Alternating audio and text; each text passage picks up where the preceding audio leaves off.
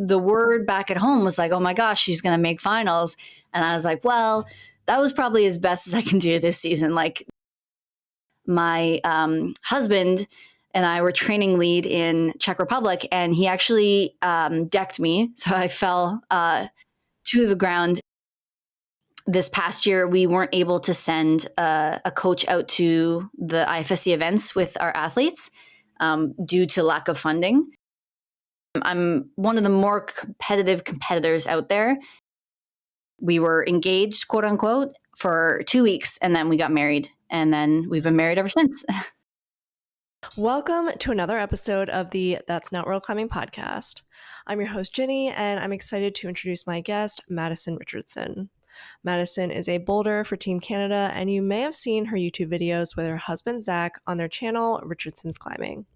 In this episode, we'll learn about the issues the Canadian climbing team faces, such as not having a head coach, her lose streak when it comes to Canadian nationals, YouTube, and deleting social media, and we'll get her take on getting married young and relationships among climbers. I really appreciated her honesty when it comes to having such a unique competitive mindset, so I really hope you enjoy this episode with Madison.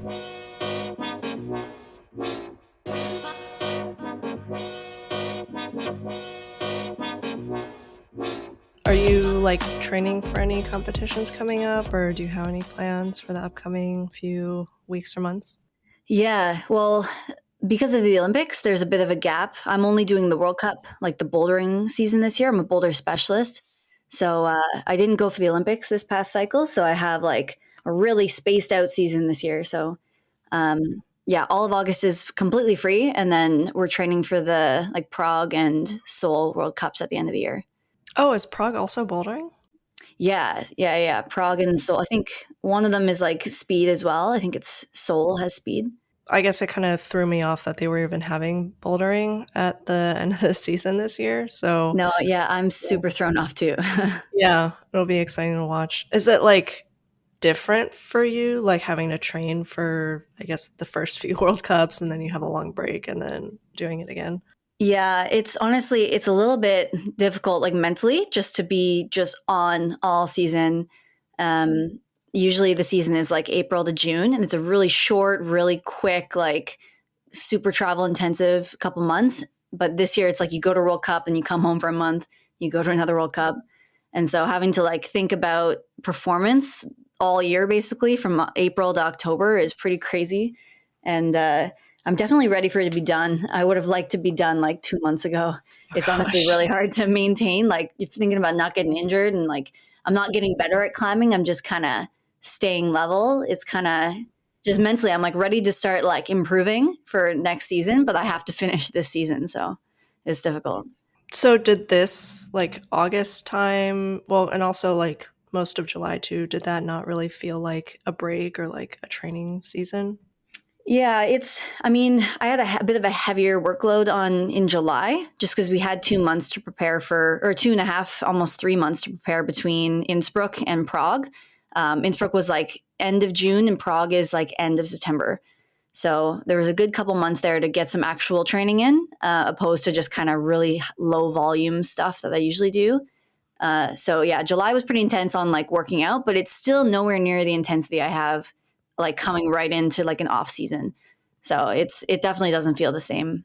Yeah. I find it really interesting as a non-athlete, basically, that the competition season, I guess I've heard it's kind of you're just getting worse at climbing as the competition season goes on.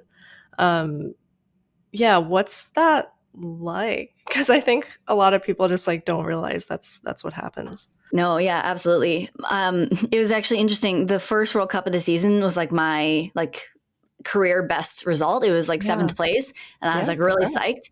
But 7th is kind of close to finals. So the word back at home was oh my gosh, she's going to make finals. And I was well, that was probably as best as I can do this season.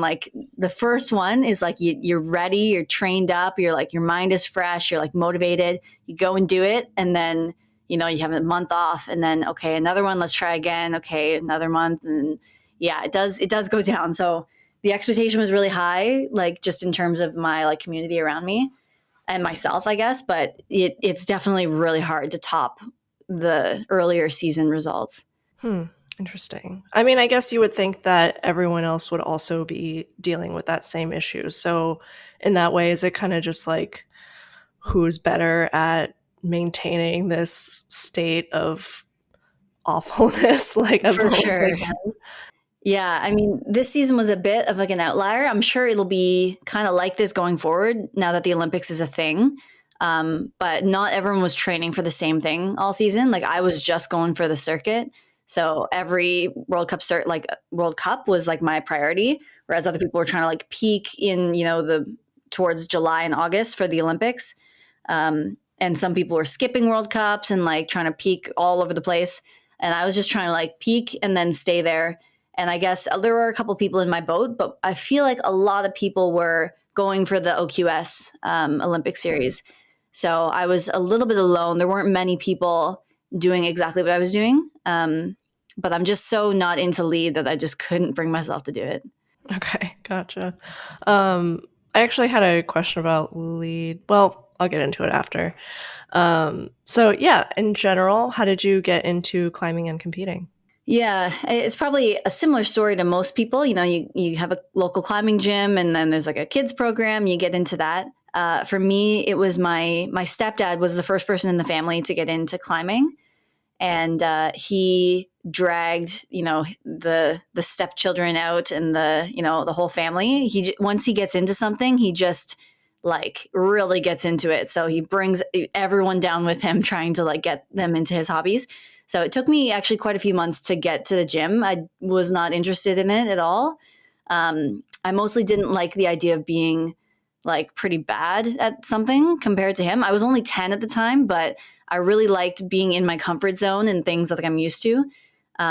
So he brought me out, and I actually happened to be like fairly decent at it, off the bat. I joined a local like climbing club. It wasn't the youth team, it wasn't the comp team. It was like a step below that. It was like a feeder youth program that goes into the competition team, which I think is a perfect way to get someone into the comp scene, because it is quite intimidating to go from like a hobby to now you're competing at this, Oh, for which I sure. feel like oftentimes people are being pushed, like kids are being pushed to kind of go compete, which I would definitely push kids to compete, but like definitely not right away. It's pretty intimidating. It can often like kind of do the opposite for your motivation and love for the sport. So it was a nice slow like transition into competitions. I think it took me like 3 or 4 years to start competing. Sounds good. And you only do boulder then? Yeah, I used to do lead a lot. I can't believe like when I think about my memories with lead, I can't like I know that I used to love it. I know it used to be Oh, like really? people would ask me like which discipline do you like more? I'm like, well, whatever season it is the discipline I like more. Like in Ontario, we do bouldering for like 2 months, and then we do a lead season, and then we have like a combined uh, cup or whatever it was back then. So it would always be a very harsh transition between boulder and lead. You do boulder for like 2 months and then completely stop bouldering and then just focus on lead. And I was fairly decent at it. I did make the youth national team one year. I came in like third at nationals, and went to China. I think was my youth worlds there. And just a couple years in, I just started to lose my passion for it a little bit. It's endurance. I've just never been an endurance kind of person. I don't go for runs. When I was in gym class, I would always dread the laps or whatever that kind of endurance focused thing was. I'm sure many people can relate with that. But yeah, I was definitely drawn towards the really quick, like powerful side of bouldering. And I remember there was my last youth nationals in lead. I remember I made finals like by the skin of my teeth.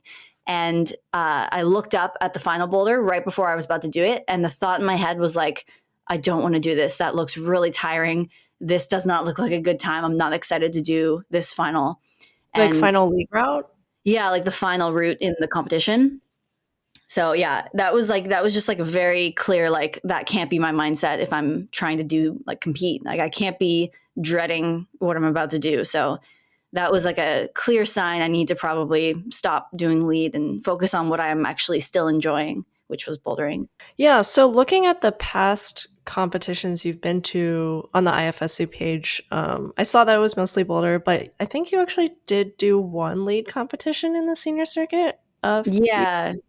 what was the Yeah. reason for that one? Well, yeah, so I did actually, when the Olympics got announced for climbing, I like for 2024 when it was lead and boulder combined, I did make the decision to start training for it, and I hadn't done lead in probably 3 or 4 years. So, I was definitely, doing a Hail Mary trying to push for it, see if my lead could even like stack up on the world circuit. At that time my bouldering was pretty good. I had made finally a semi in bouldering at the World Cup, so I was like, okay, maybe I could do it. It'd be really cool if there's even a shot that I could make the Olympics, I might as well go for it. So I spent 2 years training for lead, and of course I had to qualify for lead World Cups with the national team in order to even like have a shot at doing lead in the OQS. So I made the lead team. At the time, it was like a combined thing. So my boulder score actually happened to be good enough that even though I had not very good lead scores, because it was a combined ranking, I was able to actually make the combined team. So I did qualify for some lead World Cups. I actually qualified for 3 lead World Cups, but a week before, I think it was the Edinburgh lead World Cup, my husband and I were training lead in Czech Republic, and he actually decked me. So I fell to the ground. And so it was only from second clip, so it wasn't so bad. But it was one of those like cement, it was just a complete cement floor with like a thin carpet. And I basically essentially just jumped from the second clip down, landed flat on my feet. I didn't roll my ankle or anything, but I fell so hard that it bruised my bone on my heel. Oh, So it was kind of stressful. I had to go to like a hospital in like the Czech Republic and then all this sort of stuff. But long story short, I couldn't compete in 2 lead World Cups because I had to completely not weight my heel. And then the only lead World Cup I was able to do was the last one of the season in Jakarta. So I had to go all the way to Indonesia in order to qualify for future World Cups. And it was my first lead World Cup. It was like not, I was literally not planning on doing that one. I was going to just stick to the 2 European ones. But yeah, that because I makes was sense. injured, I had to do Jakarta. And yeah, I clipped. I think I miss clipped one of them on the first route. Like I clipped the third clip before I clipped the second clip, so I got disqualified on that route. And then the other route I just didn't do well enough at. So it was quite the disastrous lead season for me. And then at that point, I was like, okay, this is just not happening. My performance wasn't there, and then I didn't have enough, experience in World Cups. So that was my sole lead adventure. But I am glad actually I had the experience of doing a lead World Cup in the IFSC because it is extremely it's terrifying. It's so Oh, like really? nerve wracking. Like I did not enjoy the process. Like I thought I wouldn't. Like I thought maybe it would be okay, but no. The lead World Cups in the IFSC are just like the hardest thing you can do. So I definitely look up to them. Yeah, terrifying because of the route or because of the crowd Well, or it's like just pressure? well with lead you get like one shot. So when you step up, you're like, okay, let's climb as tense as possible and as statically as possible to not fall, and it just makes for a very bad performance. I find. I've always wondered about that because I feel like that's so much pressure to not be able to mess up at all. Oh, yes. Like this is probably like 50% of the reason I don't do lead anymore. Like I like having the security knowing you can try again. And that almost lets me perform better in bouldering because I'm more free to do the dynamic moves. Yeah, that makes sense. When you decked, did you get injured? Like, did you shatter your heel or? Yeah, so from we had to get an like an X-ray to make sure it wasn't a broken heel. And I guess with a bone bruise, you technically are like breaking the bone, but not enough. Like it's just like small. It was almost like it was like porous. Like if you look at the X-ray, it wasn't like all black or all white, whatever it's supposed to be. It had like a little bit of like a different color at the bottom. So it's like you're about to break the bone. Like if you landed like that again, it would just be a complete shatter. It's like this is like the last and final warning if you're gonna do anything on your heel. So you can't take the risk of putting any weight on it after that. Interesting. Okay. So did that have any effect on your like mental side when it came to lead. I've never like decked, so I don't Yeah. really know what that would feel like. Yeah, I mean, there's feather decking, which is when you like fall, but you kind of just graze the floor, which I have done before in a gym setting with really thick mats. So it's like that's not very scary. But my husband actually he's boulder only as well. So when I started training lead, he actually learned how to lead belay. He had been climbing for like 10 years, but he'd never learned how to belay. Oh wow. So Okay. yeah, so he was fairly inexperienced, and it was the classic like a lot of slack waiting for me to like clip. So he just put it all out, but I hadn't even motioned to clip yet. And then I got into a position, but then I slipped and then I fell, and all the slack was just there. It was no time to bring it in. So his lack of experience, I think, was like the biggest issue. But since then, he's gotten a lot better. And I trust him quite a bit more now. And he learned a lot from that mistake. Yeah, the moral of the story is trust your belay partner, and not just as a person, but like trust the ability. Like I trusted him, but I did not maybe necessarily trust his experience level in belaying. Yeah. Okay. So, any interest in training lead climbing in the future, or are you done forever? Honestly, I didn't mind the training. Like it's actually kind of interesting. It was a good change of pace, and I do still train endurance as a boulderer. You do need a little bit of it. So if my coach happens to put in like lead training as endurance, I am all for that actually. But that said, it's been probably a year now since my husband has belayed, so we'd probably have to do a quick refresher if we were to Okay. jump back into it. Yeah, makes sense. Okay. So then what does your training look like nowadays? So I do have a coach. His name is Libor Hroza. People probably don't remember who he is. He was a speed world champion back in the day. Um, he's from the Czech team, and he lives in Canada now. He's a Canadian citizen, and he's been involved with the Canadian team for a while. I met him actually through the Canadian team. He was hired as our new like head coach, and at the time he was overseeing all three disciplines. Today, he's just a speed coach, so he's not technically my national team coach. But he is just my personal coach now. So I kind of stole him and just took him for myself when he was hired. And I just asked if he could do any, because I was looking for a coach at the time. And the CEC said, here's a qualified coach. And I said, can you do a little more for me? Because I'm looking for some actual coaching. So he does actually live across the country. He lives in BC, which is the West Coast, and I'm in Montreal, which is like the far East Coast. We couldn't be further away. Yeah. So he does remote coaching for me. We've been doing it since 2021, and he's really great at programming. He just knows exactly what level to push me at, like where the cap is for like what I'm able to do, and he just like threads the line like so perfectly.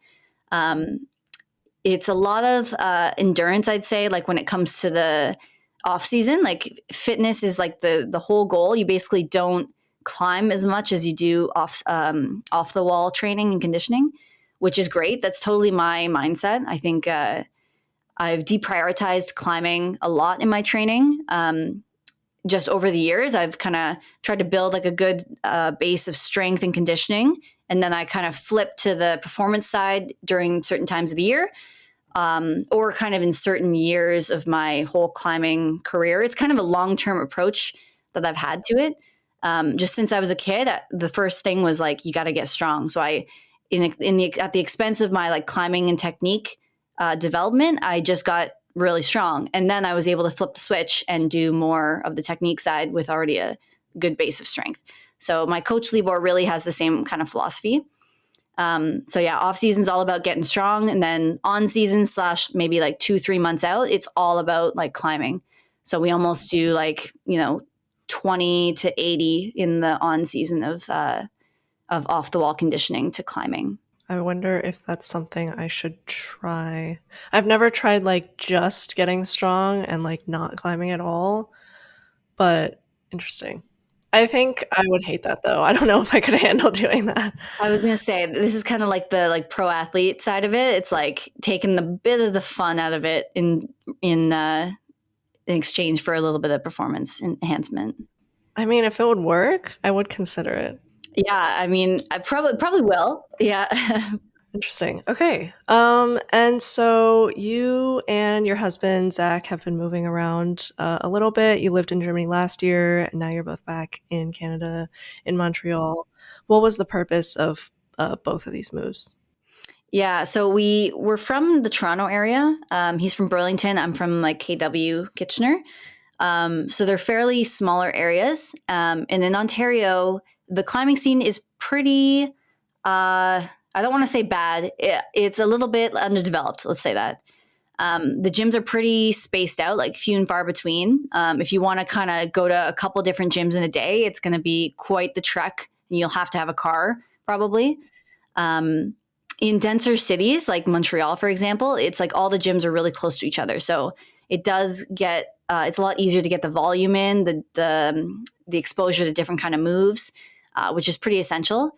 So back in Ontario, we were really struggling to get different moves in our diet. And we were seeing just kind of the same boulders day to day. There's not a lot of emphasis on competition climbing in Ontario either. And we find that it just seems like when you're just looking at on social media or you're looking wherever you're looking, it seems like other areas just have it more together. It seems like they know what they're doing. They have a nice community of competition climbing, and we just never had that growing up. So around the time that I stopped doing lead climbing, when I stopped pushing for it, we made the decision to move to Germany. And we picked Germany because, first of all, there was a 1-year visa that was only available to, I think it's like 30-year-olds and under. It's like a youth mobility visa. Oh, interesting. So you can only use it. You can only apply for it once. And so, now's the time. We're young. We're able to do this. We were living with our families. So we had a lot of like family support. And so we made the big, bold move to Frankfurt. And Frankfurt is where we've got like Studio Block, which is the gym that hosts Studio Block Masters. And it's an awesome gym. It's probably one of our favorite gyms. We'd been there a couple times before. And it's just a playground of bouldering, and it's very competition focused. And it's a great community there. There's a couple other gyms in the area as well, but just being in Europe in general is just such a great place to be for climbing. It's probably 10 years ahead of Canada. So that was a great move. We stayed there for I think it was 10 months in total. I happened to speak German as well, so that was a little bit of the draw. From what? Like, do you have German family or? Yeah, my dad's side of the family is German, and not fully, like he's not a German citizen, but I think his parents were, and the generations before that. So I went to German school as a kid, and I've always going to German school. You're like, what am I doing this for? I live in Canada, so my dream was always to go and use it in Germany. So when we had the opportunity, we're like, okay, it's a good climbing community in Germany. Should we move there? I was like, I really want to do this. That sounds like a great time. So I had a great time in Germany. I think my husband was a little bit more kind of fish out of water, didn't speak the language. So he was kind of relying on me. And it's just hard to feel like a tourist every day when you're in a different country. Like some countries are better than others. Of course, Germany, there's lots of English spoken, but it's definitely nowhere near being in your own country or being in the States, for example. Oh yeah. So, yeah. So towards the end, we were starting to get a little bit like, okay, this was cool. The climbing was great, but it's probably time to move home. There were a couple options in the air. We could have gone to Britain. We could have gone somewhere else. But we're like, you know what? We've never actually tried Montreal. As when we were living in Ontario, we would make monthly trips to Montreal because Montreal's gyms are just amazing. And there's so many of them, very competition focused. It's certainly one of the best cities, I think, in the world for climbing. And it happens to be, 6-hour drive from our house. So when we were done with Germany and we moved back to Canada, the next step was to just move to Montreal, we thought. So 3 months ago, we moved to Montreal, and that is where we are now. And we have absolutely no regrets. I'll say in Montreal, they do speak French, which we don't speak French. Okay. If you grow up anywhere outside of Quebec in Canada, you don't really know French unless you take like French immersion in school. But the normal public school education, they give you a bit of French, but not nearly enough to be proficient at it. And once you hit high school, you can now drop French completely if you want to, which I did. So yeah, French is pretty bad, but it's quite anglophone in Montreal. I've heard that it's a little bit less. There's a little bit less English outside of Montreal, but we're just going to stay in Montreal. So I think we'll be fine. We'll probably have to learn a bit of French, but it's definitely like a slight barrier when it comes to living here, despite being Oh. Canada. Oh, I didn't know it was like so much more French than English. Like French is the default? It's actually Oh, wow. so Quebec actually is the only province in Canada that has French as its only official language. It doesn't. The English isn't even an official language in Quebec. Oh, okay. Yeah. I thought it was more English and then just like a bit more French than most people are used to. No, like all the signs, like the road signs are all in French. Like sometimes we'll be driving on the highway and there'll be like a sign and we'll be like, I hope that's not something important because I have Gosh. no idea what that says. So yeah, it's a little bit, I'm not gonna lie, it's a little bit frustrating because it's like we didn't learn the French. Like we just can't. And it's hard to like have a whole province that you're just a little bit less almost welcome in. But I think they're very like they were colonized by France is like the Quebec thing, and the rest of Canada was colonized by Britain. So they do try to keep those kind of French roots, which I do respect. It just makes it hard, and I now have to learn another language to live in my own country. You know.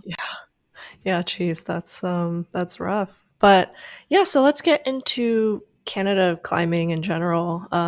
You're the first Canadian climber I've had on. I think in general people don't know that much about climbing in Canada, since I guess the biggest stars have not come from Canada recently. Right. So there's just not that much info out there. For now, I think you mentioned that you were on the athletes commission for the Climbing Escalade Canada. Yeah, I'm working on it. Not quite. Okay. Do you know like any like some of the issues that The CEC. yeah, the CC, any of like the issues that they're working on at the moment? Yeah, I think for the past probably ever, like forever, we've just been working on funding.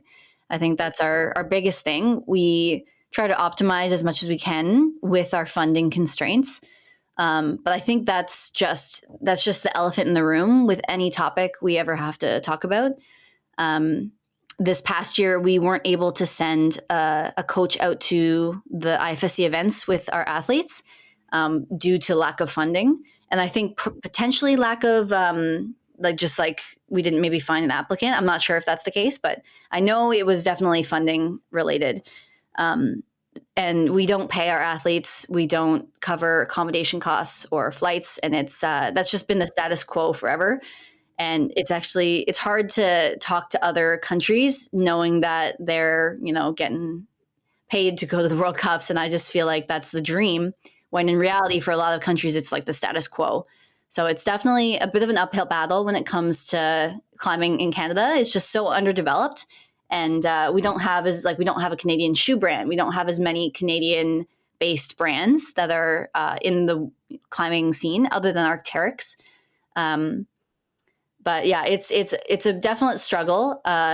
We've as the athletes, I think we feel it the most. But I'm sure the CEC would say that, like the Climbing Escalade Canada would say that it's hard just for everyone. It's hard to like pay people to do the jobs in order to get more funding. It's just kind of an endless cycle, and I feel like the answer is always funding, funding, funding, and it's just so hard to get it. So you mentioned that you guys don't have a coach this year. Is this just for the team in general? Yeah, we had a coach last year, but I think he resigned towards the end of the year, and then we just didn't get a new one this year. It was kind of announced at the beginning of the season that we're not going to be sending a team or a coach to any of the World Cups, apart from the OQS events. We were able to send one guy out there. He wasn't actually an official coach. He went to the Pan Ams last year, and that was his first event, and then he went straight to OQS. So he's only done Pan Ams and the two OQS events, the biggest ones. Yeah, that must be stressful for the coach as Of well. course. Yeah. I mean, he's a great guy too. He's like a climbing coach. Like it's not like he doesn't know how to coach. And it would be great if he was the like national coach. I don't think we have any plans kind of in store for that. But yeah, it was announced. I remember I was selected to go to the China World Cup, and then they said, okay, there's also no coach. And I accepted it. And then they told us that. And I was like kind of second guessing it a little bit because it was, I haven't been to China in like 5 years. And I was actually the oldest person going to China. Like all the other teammates were a year or two younger than me. So I felt like I was kind of the person in charge, and I didn't feel very competent at all going to China. So it was a little bit stressful. I had to do a lot of research and really kind of rely on myself to get around. And, it was quite the responsibility. And luckily, we had the US national team coach help us out in China.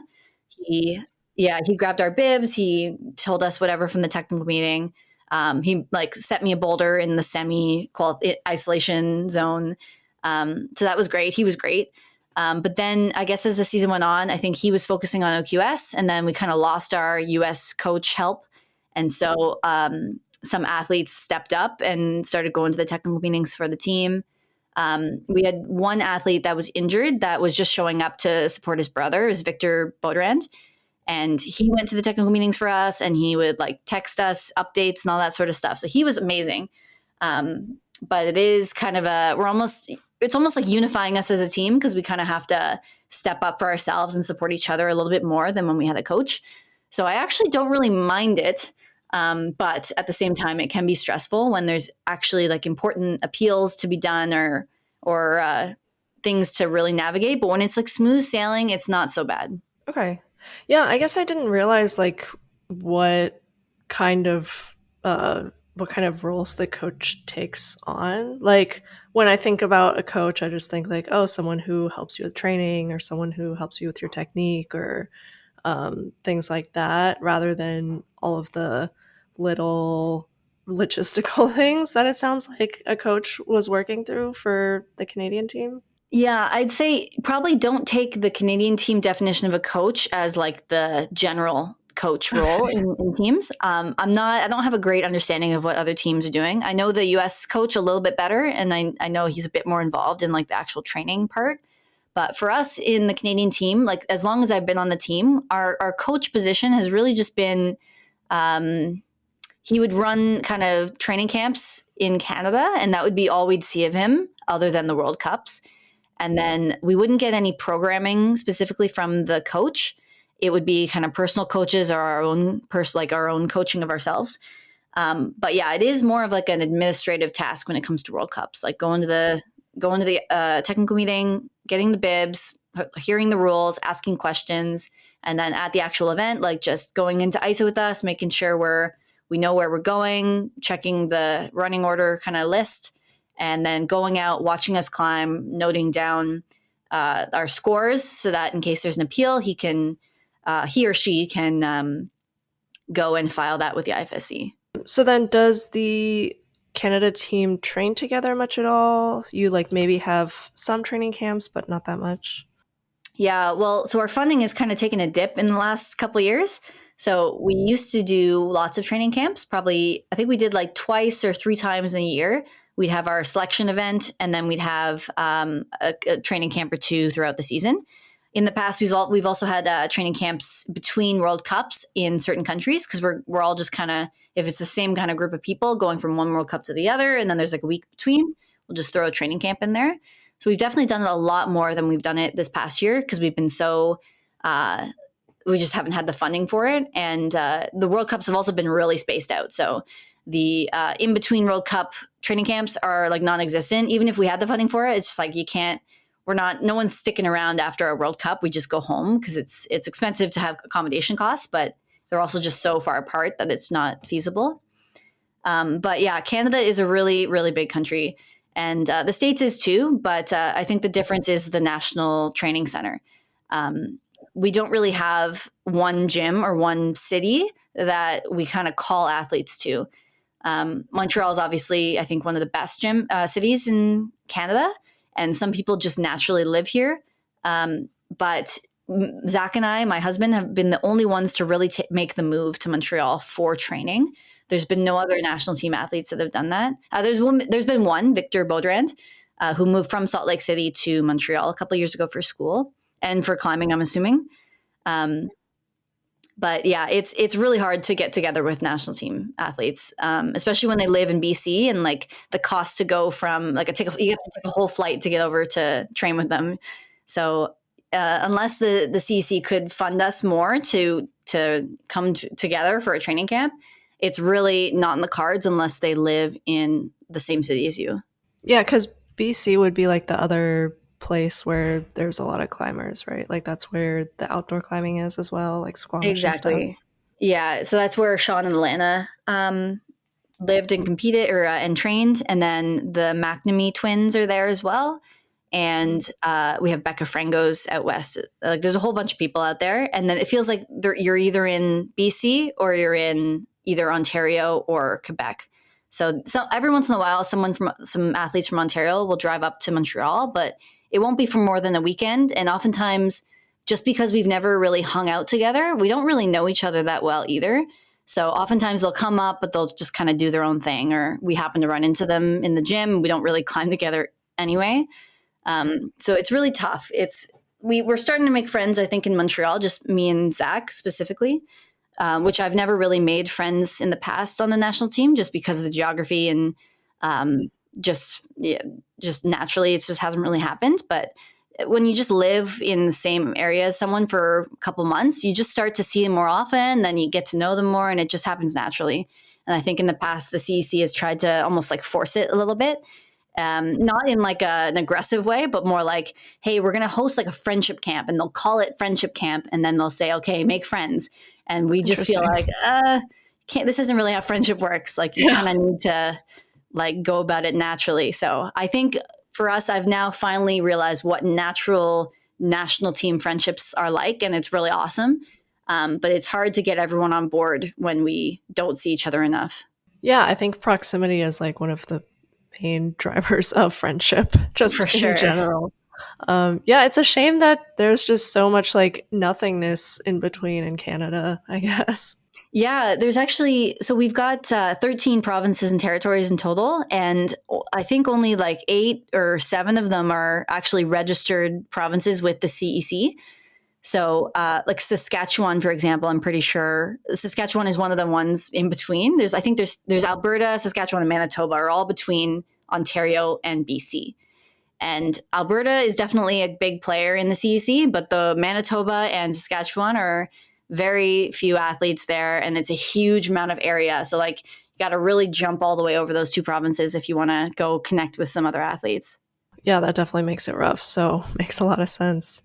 One of the Discord questions that came in, I think, kind of fit in here. They asked, with Alannah and Sean retiring this season, what obstacles will the new generation of Canadian athletes need to overcome to outperform their precursors? Yeah, so I've actually thought about this a little bit. I find I'm pretty competitive with Alannah. I think towards the end of her career, when she was still competing in the IFSC World Cups, I was starting to be a little neck and neck with her. And then there was a point where I was like, oh my gosh, I'm starting to like outperform her. And it was like the craziest thing, considering all the semis she's made, the final and the Olympics. Like it's just a crazy kind of torch to try to hold. And I think climbing in general is also changing a lot. And back in the day, I think we saw a lot more consistency in our semifinalists and finalists. That's how we kind of created like almost like the old guard, which like you kind of would be able to predict who's in like almost every final and every semifinal. And so Sean and Alannah were like in a lot of the finals and semis. And as their careers went on, of course, they got stronger as well. They kept making semis, but it would be a little like more few and far between because of the dynamic nature of boulders and the low percentage moves and all that sort of new school moves are really shaking it up a little bit. And so it's almost like I almost try to now think of it like I'm not directly comparing 1-to-1 with Alannah, for example, anymore. Because it's not a different sport, but it's pretty different. If we're comparing 2014 to 2024, it's a huge difference. And so for that reason, I try not to like compare my results exactly to hers. And, in the back of my mind, I'm like, okay, well, she made this many semis. Maybe I can try to live up to that. Maybe that's a number I can try to beat, but it's just really not the exact same. So it's more just like, I just want to, be like her, but not be who she was, if that makes sense. I guess, do you feel like comparison is a big part of competition for you? Because I know some people try to like not have comparison in the back of their mind. It like depends on their how they like to mentally approach it, I guess. Yeah, I mean, it's tough to not, like, especially if you're one to one in a competition with someone and you're on the exact same boulders. It's like, how can you not compare everyone's performance against each other? Please excuse this brief intermission, but I've gotten a few requests for this, so I just wanted to announce that if you're interested in helping support the show, my Patreon page is now live.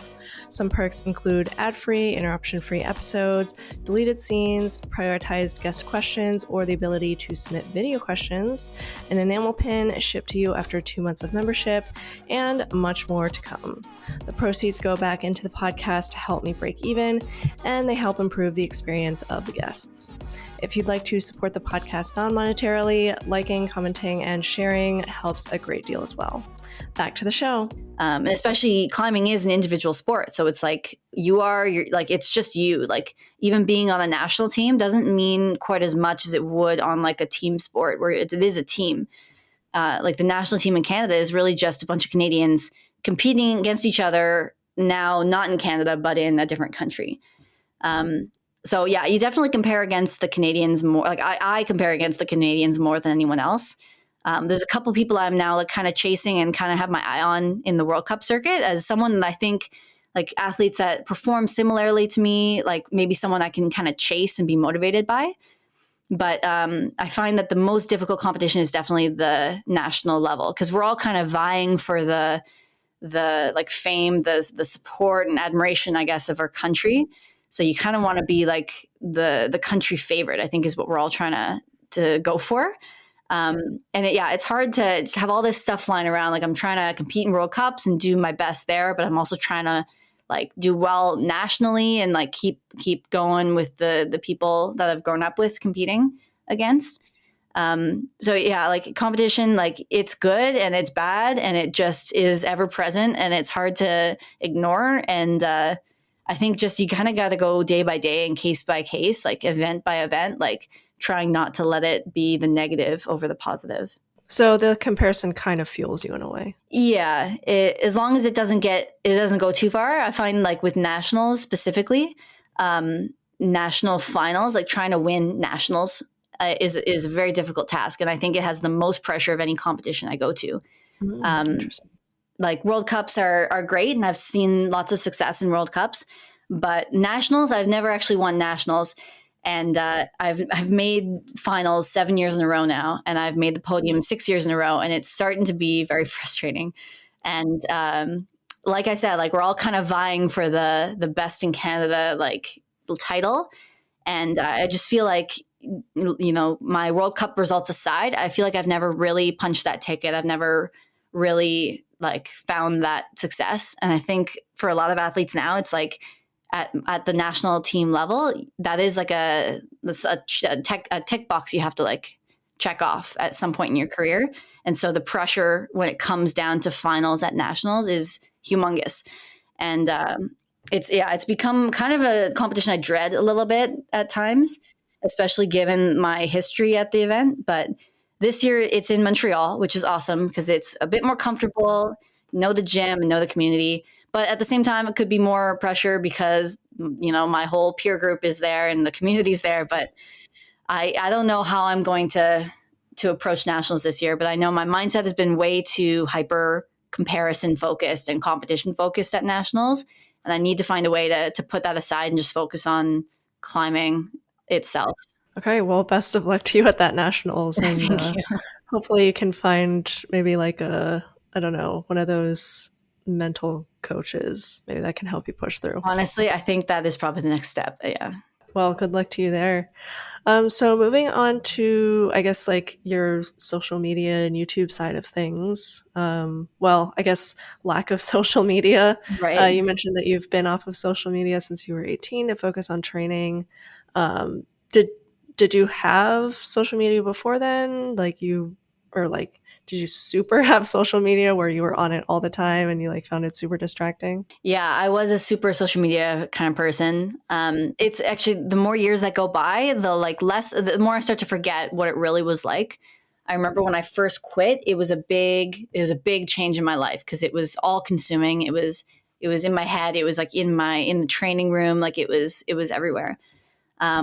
Yeah, so I was on social media kind of as a kid would be. Social media, Instagram specifically, came about just as I was about, I think, like 14 or 13.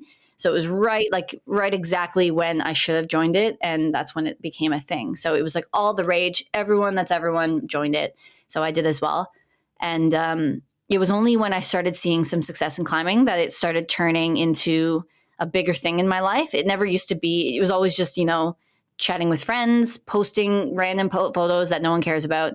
And then all of a sudden, I was like winning youth nationals and I was like going to World Cups, and it became very important to me. And it felt like it was becoming part of the how to make a career in climbing. So I was on it a lot, and I definitely got carried away with it. And I think I got carried away kind of not because of my own, not because of me. It was more because of the platform. It's just made to be addictive, I find. And as a competitor, I feel like I'm one of the more competitive competitors out there. And so just seeing other athletes, other teammates on social media doing what they're doing, looking strong. They sent that boulder. I was just at that gym. I didn't send that boulder. They're sending hard outside. I don't climb outside. So it's like, I don't know if I would even ever be able to do that kind of thing. Seeing their results, seeing what they're eating, like it just was way too much for me. And I only realized that probably 2 or 3 years in, when I saw it was starting to kind of impact my performance and my mindset and my mental health. So when I was 18, I was doing a lot of reading about ego and philosophy and all that sort of stuff. And I realized that I think social media was kind of at the heart of some of the negativity I found in my mental state. And so it was right before one of the Open National Championships that I decided to completely get rid of the app, get rid of my account, and just leave social media permanently. And it to this day, I think it's one of the most important decisions I've made, like as a person. I did it for the training side, I think mostly. Sure, there were some pretty compelling mental health reasons behind it as well, but the benefit it had to my training immediately it was unparalleled. All of a sudden, I would go to the gym and my mind would just be quiet. Like I didn't know what other people were doing. I was just like, I had my head down and I was just like focusing on myself and my training and my climbing. And when nationals rolled around, it ended up being one of the best nationals of my life. I almost beat Alannah, as I said, like my lifelong competitor. And at the time, I had no business beating Alannah. It was not definitely, I was not in my prime. She was definitely the best in Canada at the time, but I came very close. And it shocked me and it really motivated me. And it was, I think, largely due to my departure from social media just a few months earlier. And yeah, to this day, I am still off of Instagram. I don't have any social media platforms other than YouTube. And so, yeah, it's a pretty quiet life. My phone is very quiet. Like I don't get very many notifications. If people want to message me, they typically message my husband and they kind of speak to him as if they're speaking to me, which is a little bit strange. But I do have a phone number, so people could text me. But for whatever reason, Instagram is still the platform of choice for instant messaging. Yeah, that's a big one. Yeah. So yeah, there are absolutely drawbacks. Like I don't get as many messages. I don't get maybe as many opportunities for hanging out with people or going to events, whatever it happens to be. But I think at least for me, I think I've made a pretty fair trade-off in terms of the mental health side benefits from it. So yeah, a bit of FOMO, but I think my husband, he does have a social media account. He did delete it for a while. When we first started dating, I convinced him to delete it, of course. And but he got it back probably a year later. And I think like I'm okay with it. I think I think it's good to have us kind of more out there. It is hard to make a career in Canada in climbing when you have no, online presence. So he helps a lot with that. And then the YouTube, I think, does the rest of the legwork. You mentioned that for a lot of climbers, it kind of seems like social media is partially how you fund your pro climber journey. Have you found it hurts like sponsorship prospects without having social media? Yeah, it probably did for the first few years. Luckily, I had a couple sponsors at the time, and they didn't care that I left social media. And I think that's a good. It was almost like it's kind of like a data point I use when I'm kind of saying this to other people. Like people are afraid of losing the sponsorship side, and of all the sponsors I've spoken to, there's a couple outliers, but most of them say like we don't really care about the social media side. We don't care how many followers you have. It's more about who you are and what you represent and what you're doing. And of course, it does help to show more people what you're doing. But I think a lot of people have Instagram, and it's not as much of a unique thing anymore. And I think what's unique is kind of putting yourself out there in different ways. And for me, I found like a blog. I've been blogging this whole time. I've never stopped blogging since deleting social media. I probably blogged more, to be honest. And it's a more, I feel like, high quality, just more thinking goes into my blogs, more attention. And I think I'm putting out something that I really am proud of on my blog. And same with YouTube. We're putting together really, difficult to put together videos, and it's not quite as easy as just posting a photo. And I think there's some inherent extra value when it comes to sponsors in that. And for the first 2 years, it probably did hurt because I didn't have the YouTube, and my blog was okay, but it definitely wasn't very popular. So it wasn't until we started YouTube that the sponsorships started coming, and it was kind of when I joined forces with Zach too, when we got married, that we started to kind of have a combined, almost not celebrity status, but we had more supporters together, and we were together. We kind of almost advertised ourselves together. And so in this past year, I've seen more sponsors than I've seen in the last 5 years. And it's been without Instagram. I think our Instagram has nothing to do with it. His Instagram is not super popular. He only started it like a year ago or so. And it's more just about what we're doing and how we're involved in our Montreal community right now. Yeah. Do you have any plans or interests of getting back on social media in the future? Maybe when you're done competing, or? Yeah, it absolutely crosses my mind. Probably like once every 6 months or so, I start thinking, okay, am I really hurting myself here? But I think the further away I get from my time on social media, the more I forget how much I didn't enjoy my headspace when I was on social media.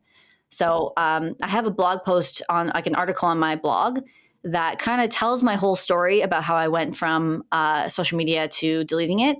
And it was actually pretty popular, got picked up by another blog, like a really big blog. And it started kind of getting like semi-viral. And it kind of really, like, all the comments on the other blog, like the people who saw this article, it went pretty big. And like so many people like messaged me after saying, after reading your blog, I deleted social media, or, this really like made me think harder about what I'm doing online. It really gave me some positive reinforcement for what I was doing. So every once in a while, I'll go back and read that article because I don't want to ever forget the headspace I was in, because it is really easy to forget about it, because I've lived so long as I do now, which is like without tons of notifications on my phone. And like there'll be days where I leave the house and I forget to bring my phone because it's just not a thing in my life. It's not like an important thing. I don't even have YouTube on my phone. It's really just for texting and for checking maybe the YouTube Studio app, which is the app you use to just check all your comments and stuff on YouTube. So yeah, the FOMO kind of gets you thinking maybe I should go back to it, but then I just always try to bring myself back to why I did it in the first place. And I think just long term, not even about training anymore. Like when I started, it was because of training. I was like, I want a better headspace to do better in competitions. That was it. And today, I think it's a lot more than that. I think it's more about how I want my mind to be, going forward. I don't want to be cluttered with notifications and thoughts. I don't want to see everyone's lives. It seems a little bit cliche, perhaps, but we weren't meant to see all this stuff. 20 years ago, this wasn't here at all. we would have to go talk to people in person if we wanted to hear about their lives. And I think that's just a more high quality way of interacting with people in your life. And it's something I try to stay true to as much as possible. And sure, maybe I don't talk to as many people as other people do. I don't have as many friends or as many relationships. But again, I think we weren't meant to have the huge network of people in our lives as we do today. So I try to stay close knit and have just the people I want to really stay in my life. I will definitely link that blog post in the description so people can take a look, and the blog in general as well. But yeah, you mentioned that you did, I guess YouTube is kind of social media, and you sort of made an exception for that, even though video making is like way more time consuming. It's like, Sure. it takes so much effort. I guess, why did you decide to make the exception for YouTube? Yeah. So of course this crossed my mind too, and it actually wasn't me that started the YouTube channel. It was my husband, and he also wasn't completely sold on it at first. It was, to be honest, it all goes back to my stepdad. He was the one who really pushed us to do YouTube. Because again, Really in started climbing, it all. I know, yeah. But yeah, in Canadian climbing, again, like we're very poorly funded. So, that goes down to athlete sponsorships as well. Like, it's not just that the national team doesn't pay us, it's that there's not as many people and companies out there that are looking to support Canadian athletes. So the dream of just being a professional athlete and having that fund our entire livelihood is just not a thing in Canada. And there has to be something else. So either we get like a part-time job or we do something online or something like YouTube. And I think YouTube was the best option because we have somewhat, I'd say, interesting lives. We're going to World Cups, we're traveling around, we're training full time for climbing. It's an interesting story. We're married, we're really young. We're both on the national team. We're both bouldering only athletes. Like, it was just a good kind of hook story that I think lended itself very well to YouTube. So my stepdad convinced my husband to start YouTube.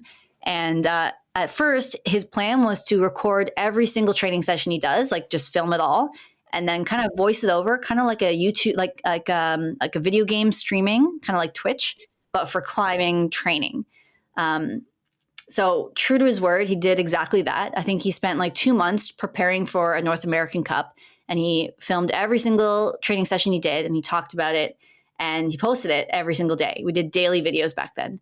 And it was crazy, and it was really high quality because he had some really insightful things to say about climbing and very specific kind of beta advice and like very like climbing tips and knowledge that just really isn't out there on the internet. And I think that really struck a chord with a lot of people. And he got some great feedback from it, and he started kind of developing a bit of community around his journey as a competition climber. And so it reached a certain point where I was like, at first I didn't really want to do it because of the social media element. I was like, I don't want to see the comments. I don't want to have to think about filming myself. Like, I just want to focus on training. But then it got to a point where I was like, okay, like I watched him do this for 6 months now, and it doesn't look that invasive. And the comments, you don't know who's making them. You're not watching other people on YouTube. You're just watching YouTube. Like, the experience on YouTube. You're not seeing your friends everywhere because your friends don't have YouTube channels generally. You're seeing kind of strangers, or you're watching tutorial videos and all that sort of stuff. So I realized that I didn't think it would actually be that harmful. And to like true to my word, like it really isn't. It's a lot more detached than you think it is. Sure, you're checking comments and maybe you're stressing a little bit over how many views a video is going to get or something like that. But it never goes down to like your core like self-worth. It doesn't go down to like, I posted like a picture and it only got 5 likes or 10 likes. Do people not like me? Like, it's very personal, I find, on social media, like Instagram or whatever. But on YouTube, you put out a video and it's like, it's actually about the video. It's not about you. It's about how good was your video and what was your content like. So for that reason, I really took to YouTube. At first, I was trying to maybe copy what he was doing. But then over time, I kind of developed my own little niche within our channel. And now I do more educational style, kind of beginner, intermediate focused, just purely climbing tips and technique kind of stuff. And I think that does really well on our channel. And my whole philosophy with the channel is that it isn't about me.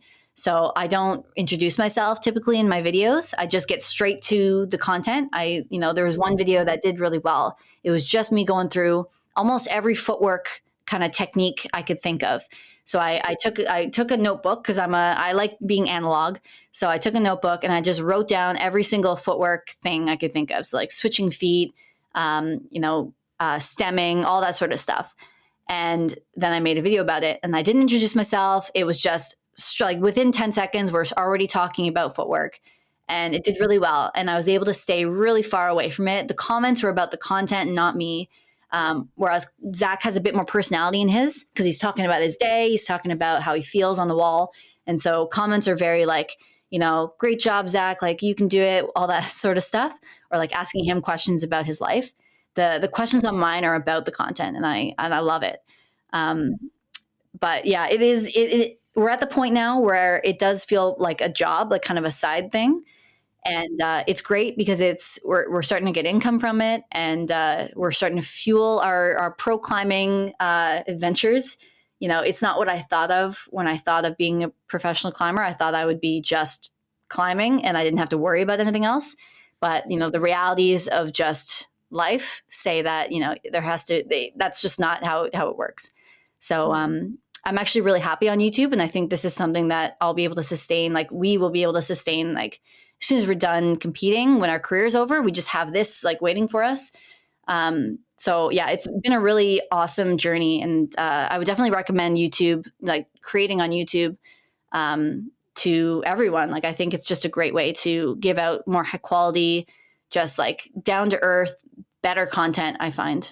Yeah, that's a really interesting perspective on it because I feel like you hear a lot of YouTubers talk about how emotionally invested they get in the numbers and the comments and stuff like that. And I definitely wouldn't say that I'm not invested in that way. So it's interesting to hear that it doesn't really affect you. Well, I'll say it used to affect me for sure. Like when I didn't really know how YouTube worked, because it is a learning curve. Like it's not just about making videos, it's about optimizing the first 10 seconds and the thumbnail and all this sort of stuff. Like it's definitely a different ball game. And yeah, at first when I didn't know what I was doing, I thought I was putting out genius content like 24/7. And then when it only had whatever amount of views, I was like very destroyed.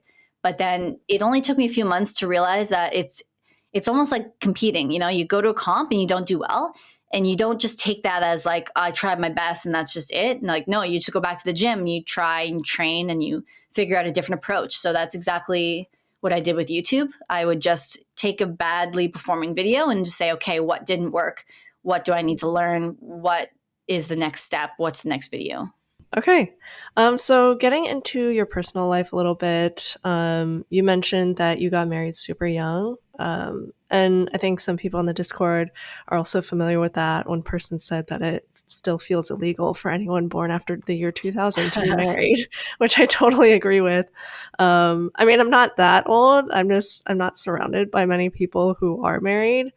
And I was born before 2000. So, yeah, tell me about how your relationship started and I guess why you decided to get married young. Right.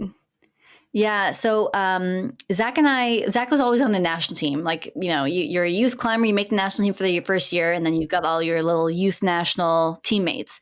And he was one of them. And he was a little bit more, I'd say, like standoffish than most people on the youth team. He didn't really like just being around people. He was pretty competitive at the time. He didn't like lead. He was always boulder only, like from the start, which I found interesting. But we didn't really talk for many, many years until there was a Pan American Championship in 2018. So this is now 3 or 4 years after we had met for the first time. And that was when we first actually talked to each other, because there were only 4 athletes sent to that event. Like only 4 people wanted to go to Ecuador for that event. And he and I were 2 of them. So right when we first spoke, when we first had a conversation, I was like, okay, he's really like nice. He's just a nice person. Like this is great. But then it took us another, I guess, 4 years to actually like become friends. Like I said, like it's hard on the national team to be friends with each other because we're all competitive, we're all living all over the place, and it just doesn't happen naturally. And so there was a flight. So Zach and I think we were really alike because we were the ones that went to the events that no one else went to. So we went to the Ecuador event. We would always kind of see each other at events, but we never happened to talk. And then there was an event in Albuquerque, New Mexico, in 2021, and we both were two of the only Canadians to go to that event again. And I saw him at the airport, and I noticed he was like really early for his flight. Like it was like 6 a.m. I had to get up at like 4 a.m. for my flight. And I got to the airport and I see him there, and he's like already at the gate. I'm like, okay, that's kind of weird. And then I got on my flight and I realized he's not getting on the flight. He's just sitting there still. And his flight was actually an hour later than mine. So he got there earlier to get to a later flight. And it was just like, he probably had to get up at like 3 a.m. to like go to this flight. And I thought it was crazy. But then I happened to see him at my connecting flight. We both connected in Denver. And so I saw him sitting like there, and I went over and I basically just confronted him and said, why were you so early to that flight? That was ridiculous. And how did you end up here? Your flight was like later than mine. And that was the day I think we became friends. I don't know why. Like it was just, I just have like I like to be like exactly on time or like late for things. Oh, He's God. like an hour early kind of person. His mom was in the military, so he's like born to be like really rigid about timing, and I just was not. So I found that really fascinating, to be honest. And so we became friends. I think we were friends for like a year that time, and we would actually train together. Like I thought it was the coolest thing to like train with someone on the national team. Like I hadn't even climbed with any like female national team athletes. He was like basically the first like national team person I climbed with, so I thought it was the coolest thing. And then he was super fun and nice, and then it just turned into a relationship. And I think when we went to World Cups together, and we traveled Europe together, and it was just like the craziest, like almost like fairy tale kind of thing. Like it seemed like the perfect relationship. I was like, it can't get any better than this. Like he's perfect basically. And I was like, if that's really true, then like seems like marriage is like the next step, right? So there was a day where I kind of we were just like lounging around, sitting on the couch or whatever, and I turned to him. I was like, "Do you think we should get married?" And he's like, "Yeah, sure, why not?" Oh my And God. that was basically it. It just seemed like too perfect to ignore. And if we really were like, it literally can't get any better than this, we're like, okay, this is it then, and might as well tie a knot on it, I guess. So was that like the proposal, or? It was actually, yeah. Wow. We had planned to move to Germany actually a month later, just like as boyfriend girlfriend, and so a couple weeks before we were supposed to fly out, we had the proposal conversation, I guess, and we decided to delay our flight by a couple weeks in order to get married right before we left, because we could either get married before or after. There was no getting married abroad because that was just we looked into it and we're like, that's way too complicated. So we were engaged, quote unquote, for 2 weeks, and then we got married, and then we've been married ever since. Wow, that's a more wild story than I was expecting, even. Yeah. Trust me, our family definitely thought it was a bit wild as well. Like I was 21 and he was 22 at Yeah. the time. And, we're born after 2000, and Yeah. we're from Ontario. And now that we've moved to Montreal, it's even weirder because people from Montreal are very, I'd say, hipster is what is the vibe I'm starting to get here. And so very, very uncommon. And so people actually assume we're siblings before we are married, because I took his last name. So yeah, we're the Richardsons, but like it's very unclear if you don't like really pay attention as to whether we're siblings or not. And on Well, YouTube, they look very similar, so. I know, like it could be step siblings, it could be different parent, whatever. I was like, hey, charitable, yes, I guess there could be a situation, but it was starting to be a little bit weird on YouTube because like the whole premise was that we're married pro climbers, so it was kind of we didn't want to be known as siblings. So there was actually a couple of weeks ago we decided to make a video called "Married Pro Climbers versus Block Shop," and we just did like a vlog saying, "Hey, we just got to clear the air here. We're married, actually, not siblings." And so many comments said, like from long-term subscribers saying, "I totally thought you guys were siblings," and we were just like, that's really weird. Interesting. I Yeah. don't think I ever got that because I saw your guys' YouTube channel like close to when it first started. I think I was just very involved in the climbing YouTube scene. Mhm. I don't think I ever got the idea that you guys were siblings. So I'm not sure where people got that. I feel Well, like I appreciate that. yeah, No, I was super confused too because we were living together. We're like, okay, we're going to move to Montreal now. We're going to move to Frankfurt now. He's talking about me in his videos, and our profile picture is together, and we're talking as like we. It's just like we either are like the super like very very close family, like to the point where we move across the world with each other, or we're married. And I guess it was just like the weirdness of being this young and married and taking the last name too is just like definitely not known these days. So I guess like charitably, I think that's where they were coming from. Personally, I'm like you. I thought it was very obvious that we were married. yeah. I mean, I swear it was like in a bio or something, but I guess not everyone reads that. I was gonna say, yeah, we definitely like we say it places, we say it all over the place, but apparently it's not known enough. So we're clearing the air once again. Yeah. Okay. Yeah. So something I've always been kind of curious about is relationships between climbers in the circuit. Like, I mean, people always say like, "Oh, don't shit where you eat." So, what's your take on relationships within the climbing community and the World Cup circuit? And you mean like friendships or actual relationships? I meant like actual relationships, but well, I mean, friendships are actual relationships. Right. But I mean, yeah, also friendships because I'm sure that gets hard as well with like competitiveness. Yeah, I mean, so Zach actually, when we first started dating, he was on the national team and he was going to World Cups. But then there was a year where they took the quota down from 5 per country to 2, and that's 2 kind of with an asterisk. I guess if you have a number of athletes in like the top 10 or top 40, you get extra quota for the country. At the time, though, we didn't have any men in the top 40, so it was just 2 to each country, and he was essentially kind of like kicked off the team. I think he was like ranked third or fourth, like something just under the quota. And because people just want to, like people like Canadians always say yes to World Cups, like we always fill up our quota typically. We just didn't. He just didn't have an opportunity for a year and a bit. So it was actually a little bit tough when I was going to World Cups and he wasn't, because it was the first time in his career that he'd not been selected to a World Cup. And if it were in reverse and I was not going to World Cups and he was, I can tell you I would be upset. I wouldn't want to go. I wouldn't really want to go with him. I'd probably go and watch him or whatever and cheer him on just to be supportive. But in the back of my mind, I'm like dreading being there. I don't want to. I don't want to be there. But again, you'd have to ask him. But I'm fairly certain he is just such a good guy that he doesn't. It doesn't. He's just supportive, like straight up. But yeah, it can be tricky when there are some World Cups that are really far away, like China, where it's just like not feasible at all to come with me. And I have to just go by myself. And it's tough to just be kind of doing the long distance for even just like a couple weeks. It's just kind of tough when you're doing something so intense like a World Cup, where you really kind of need that like family support.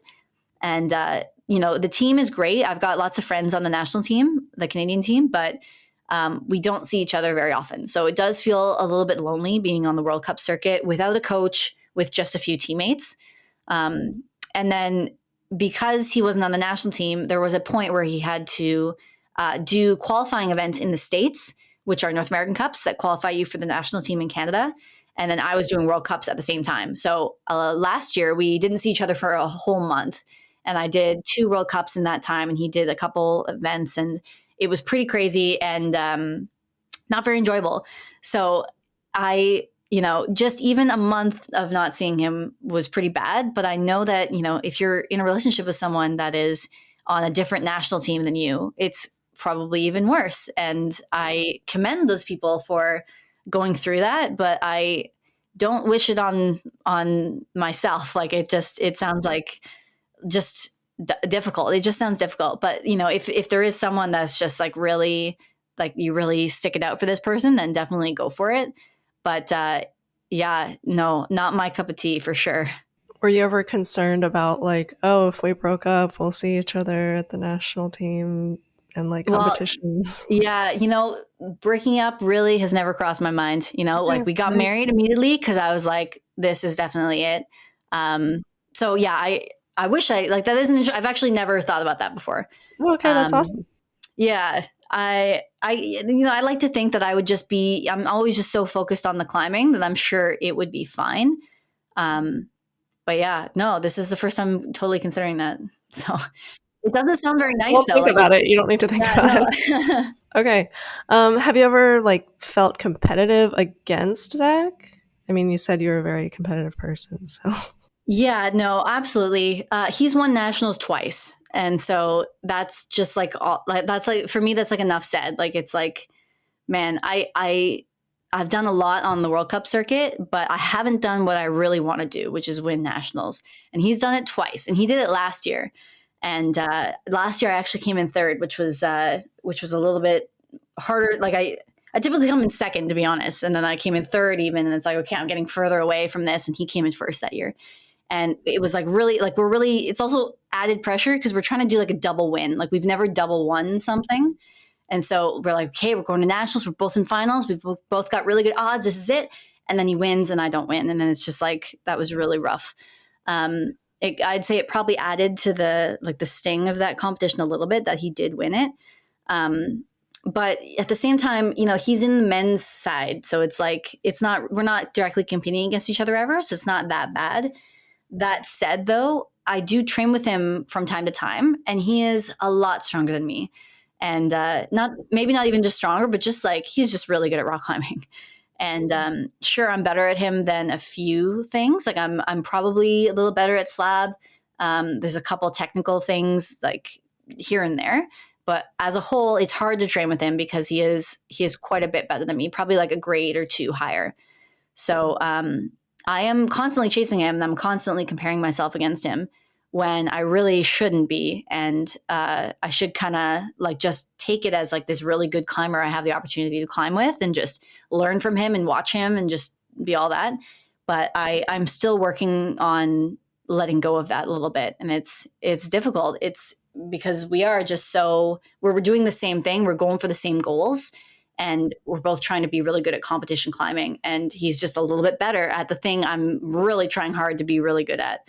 And yeah, so I'm getting better. I'd say like a year ago was probably way worse than it is today, but it's nowhere near how I want it to be. Like I'd love to just walk into the gym and have like absolutely no ego when it comes to climbing with him, but yeah, he's just sending way too many boulders. Like it's like I can't keep up with it.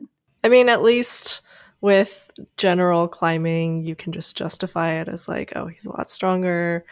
So it's a bit different between like men and women. But yeah, how do you manage those feelings like when, like what happened at nationals? It's honestly, nationals was the first time like the first most recent competition that really hit me poorly. I'm typically pretty level-headed when it comes to competition results, but like I said, nationals is just really it's not even about qualifying for the national team anymore. These days with national team qualifications for Canada, you actually can qualify via World Cups or North American Cups, and those are worth a little bit more points than a national would be. So there's actually nothing really on the line when it comes to nationals except for the glory, I'd say. So for me to enter nationals, I'm looking to win it, and to not win it is like just what did I even do? Like I didn't get any points. I did nothing. I just wasted a bunch of skin is basically what happened. Um, so yeah, when Zach's winning it, sure, I'm happy for him. For sure. Like I really want to see him succeed. At the time, he hadn't even qualified. Hadn't been qualified for World Cups for a while.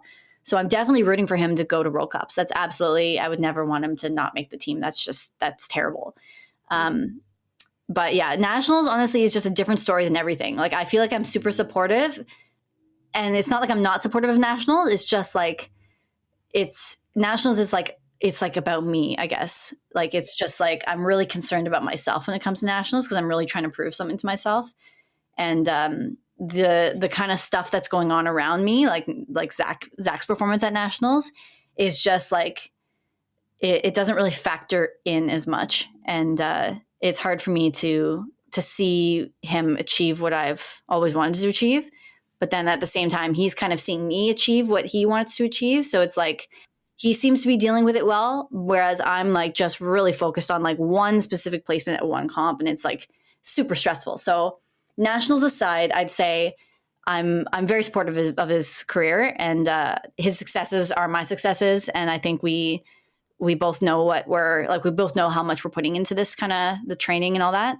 But nationals is a whole nother thing. Well, geez, 7 years. It is hard to deal with. It's too much. It's too many. Oh my. Yeah, I mean, I love Alannah too, so it's hard, but yeah, it would be great to see you break that streak. It sounds like it surely weighs on you. Yeah, it's funny though. Like it seems like people don't actually know. Like I obviously know my placements at all the past 7 nationals, but who else is actually like knows the stats and knows exactly how many nationals I've lost, right?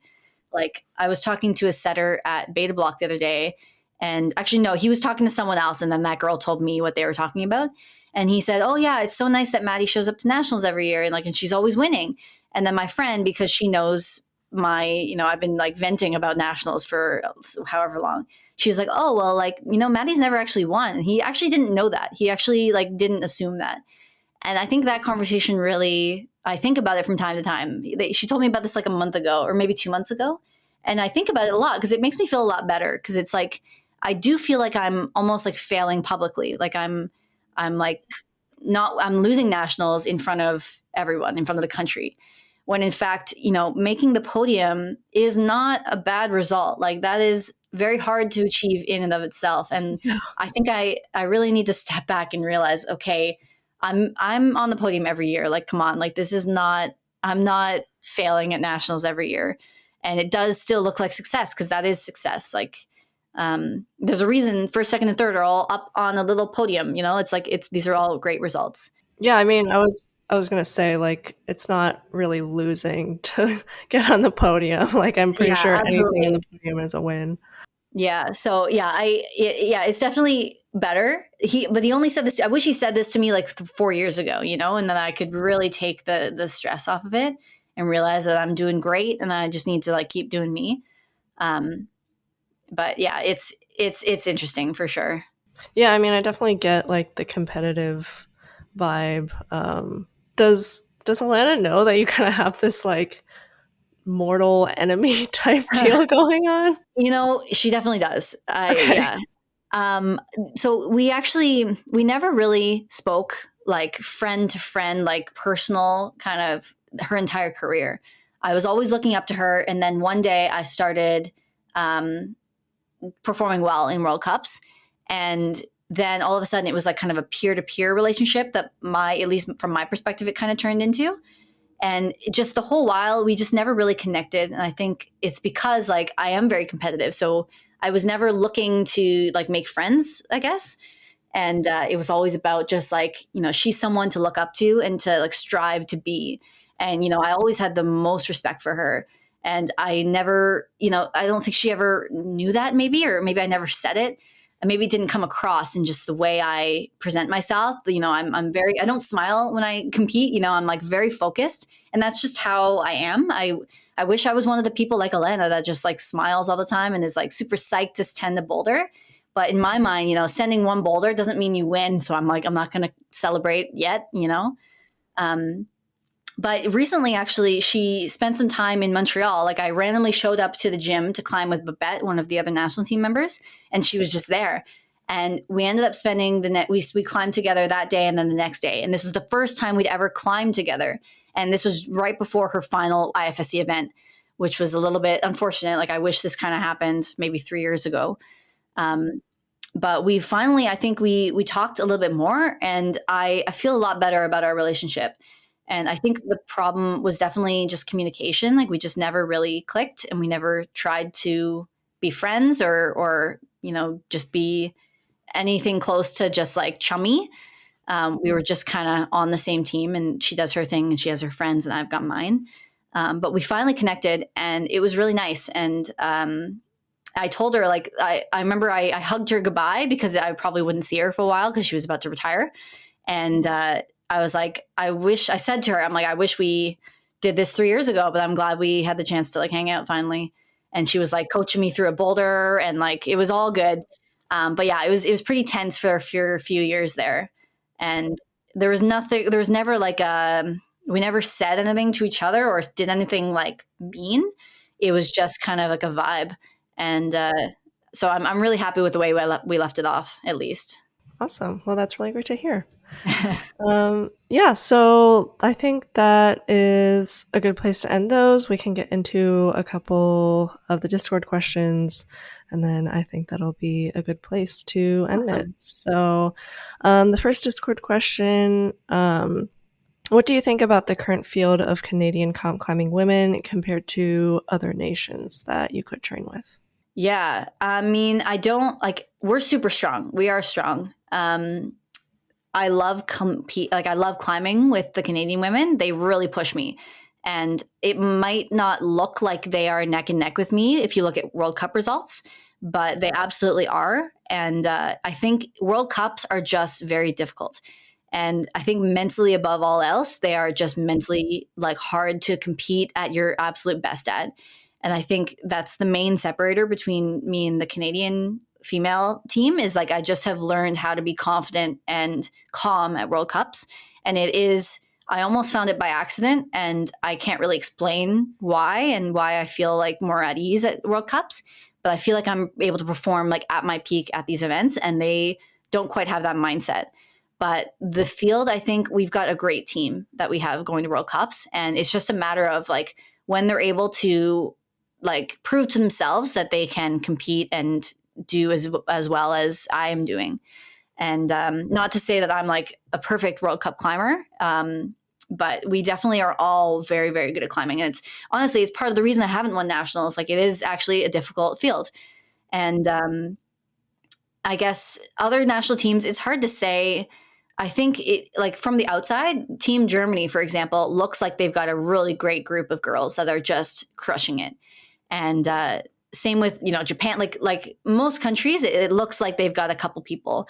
In Canada, it's typically always been just like one outlier will like make it through. Like we've had Sean was the outlier in the men's, and then we had Alannah for a few years, and then now we've got Oscar doing really well on the men's side, and then we've got me doing. So it's like it doesn't look like we've got like a good strong like base of teams behind us, but I think we really do. And it's just a matter of like us not training together. I think if we all train together more and they saw like their level is like the same as my level, I think that would give a lot of confidence. And I think other national teams probably have that every day. They see each other, and then they see one person going and doing whatever at the World Cup, and they're like, okay, I just was doing way better at her in that training session. Of course I can go to the World Cup and do the same as she's doing. I would assume that's part of the mindset, at least. Yeah, that definitely makes sense. I think like competition just breeds greatness in general. That also kind of touches on like the next Discord question. So let me know if you have like more to expand on. This one says, in your latest video, I think this was maybe like a couple weeks ago though, Zach mentions that you mostly climb alone. Would there be a benefit to making Team Canada a bit more of an institution with dedicated team training programs and infrastructures? Yeah, I mean that would be the dream with a little bit of funding for sure.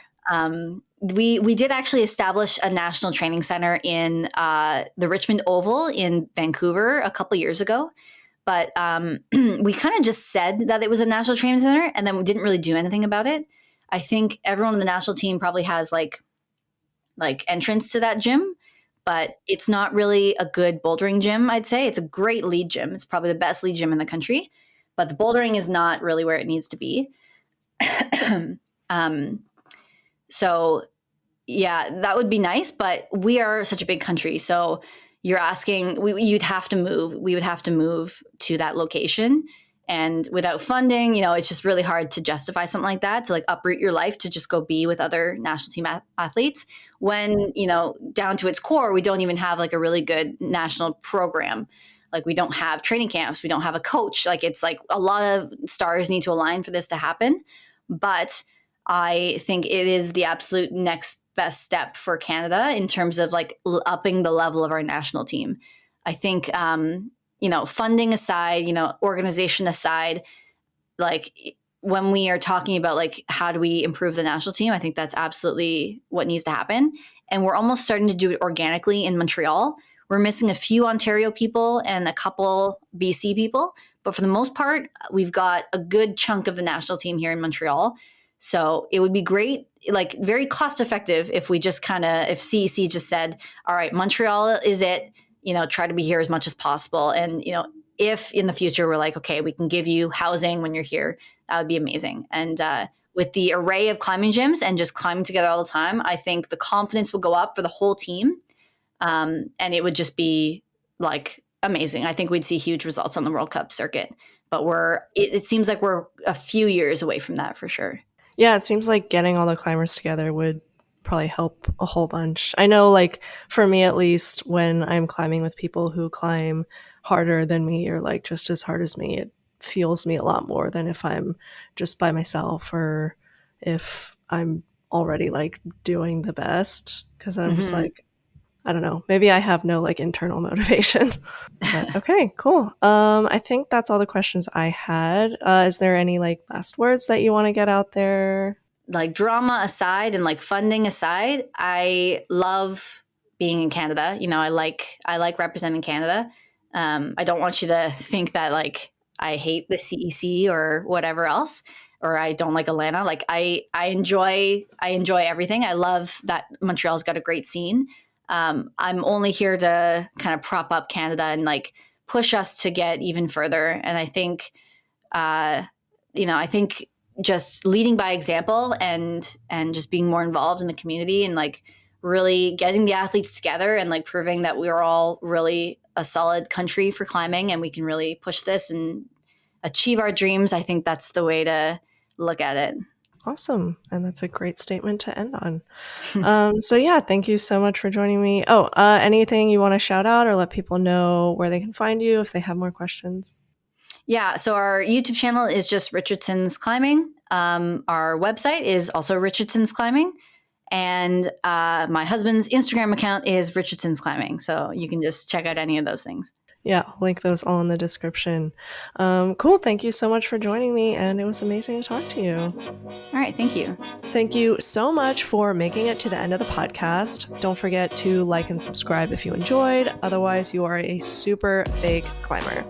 If you're listening on a podcasting platform, I'd appreciate if you rate it 5 stars, and you can continue the discussion on the free competition climbing Discord linked in the description. Thanks again for listening.